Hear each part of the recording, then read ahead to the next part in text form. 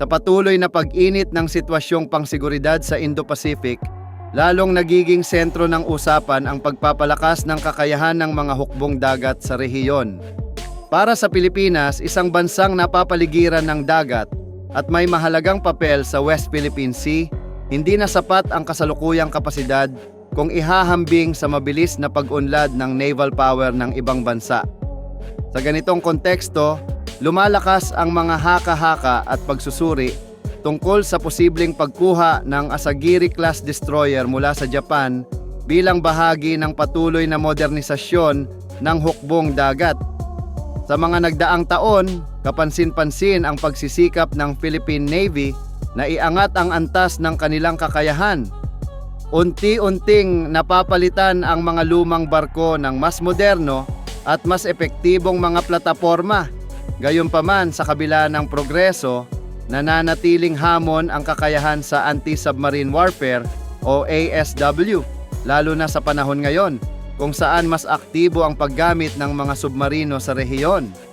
Ang kakayahang matukoy at harapin ang mga banta mula sa ilalim ng dagat ay nagiging isang kritikal na bahagi ng pambansang depensa.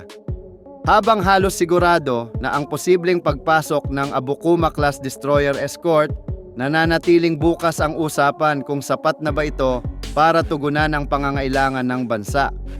Ang Abukuma ay isang solidong plataporma na makakatulong sa pagpapalakas ng fleet, ngunit may limitasyon ito sa laki at kapasidad kung ihahambing sa mas malalaking destroyer. Dito pumapasok ang Asagiri-class bilang isang mas mabigat at mas flexible na opsyon na maaaring magdala ng bagong dimensyon sa kakayahan ng Philippine Navy. Ang Asagiri-class ay kilala sa pagiging isang multi-role destroyer na may kakayahang magsagawa ng iba't ibang misyon. Isa sa pinakamahalagang lakas nito ay ang anti-submarine warfare, kung saan ginagamit nito ang kombinasyon ng sonar systems, torpedoes, at kakayahang mag-operate ng helicopter upang matukoy at mapigilan ang mga banta sa ilalim ng dagat.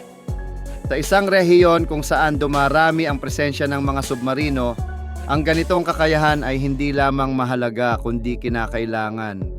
Higit pa rito, ang laki at disenyo ng Asagiri-class ay nagbibigay ng espasyo para sa mga future upgrades. Ito ay mahalaga kung nais ng Pilipinas na magdagdag ng mas advanced na radar systems, electronic warfare capabilities, at modernong combat systems sa hinaharap. Sa ganitong paraan, hindi lamang ito isang pansamantalang solusyon, kundi isang plataporma na maaaring mag-evolve kasabay ng pangangailangan ng hukbong dagat.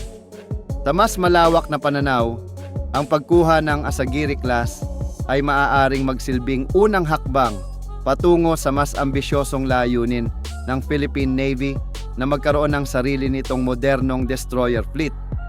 May mga konsepto na lumulutang tungkol sa mga susunod na henerasyon ng barko, kabilang ang mga design na gagamit ng gas-powered propulsion systems upang masuportahan ang mas advanced at power-intensive na kagamitan.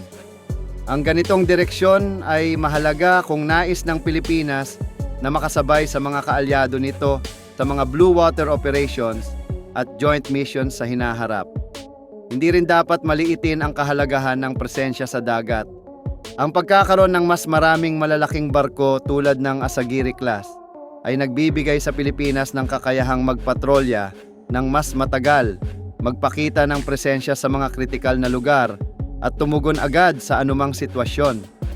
Sa isang bansang binubuo ng libu-libong isla, ang pagkakaroon ng sapat na bilang ng mga capable hulls ay isang mahalagang bahagi ng pagpapanatili ng seguridad at soberanya.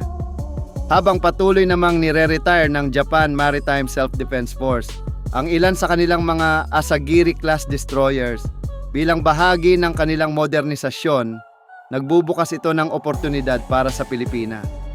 Ang pagkuha ng mga retired ngunit capable na barko ay isang praktikal na paraan upang mapabilis ang pagpapalakas ng hukbong dagat nang hindi kinakailangang gumastos ng malaki para sa brand new ship. Sa kabila ng mga benepisyo, may mga hamon ding kaakibat ang ganitong hakbang.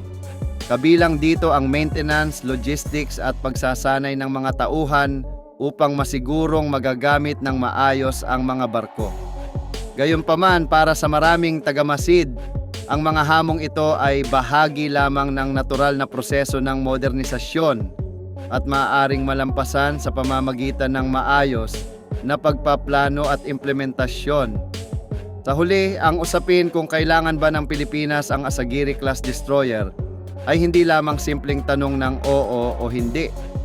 Ito ay isang mas malalim na diskusyon tungkol sa direksyon ng naval strategy ng bansa. Ngunit kung pagbabatayan ang kasalukuyang sitwasyon at mga hamon sa hinaharap, malinaw na ang bawat hakbang tungo sa pagpapalakas ng kakayahan, lalo na sa ilalim ng dagat at sa malawak na karagatan, ay isang mahalagang bahagi ng pagbuo ng isang mas matatag at handang hukbong dagat.